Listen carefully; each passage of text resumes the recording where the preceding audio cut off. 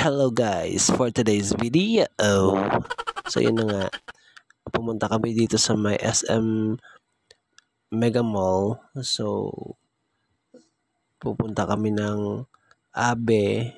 Dumaan muna kami dito sa kanilang skateboard area. Yan, yung skateboard area nila. Yan yung mga pricing nila. Check nyo na lang yung mga pricing nila.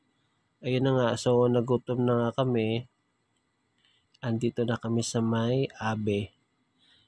Ang Abe na to guys is matagal na naming nakikita dito sa may SM Mega Mall, pero hindi pa namin siya na-try. So ayan yung kanilang mga menu. Marami sila mga variety dito. Mga food na mga pang local food. Mga comforting food na katulad ng mga Filipino dishes. Yan, pumasok na kami. Ang ganda ng mga tables nila, lightings nila, maliwalas. Maganda yung kanilang mga staff, ma-accommodating yung mga staff nila. Meron din silang mga, yan yung, meron din sila sa bandang likod na meron din pang company na mga, if you want sa mga yung nag-meetings, like meetings, pwede din. So yun na nga, dumating yung order namin. Yung order namin is pork humba, tsaka yung sinigang sa ube. Yan, dumating na yung order nila. So try natin yung sabaw. Yan o. Ano yan guys, sinigang sa ube.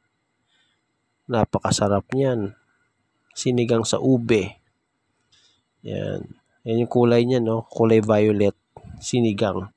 So tara guys, let's eat!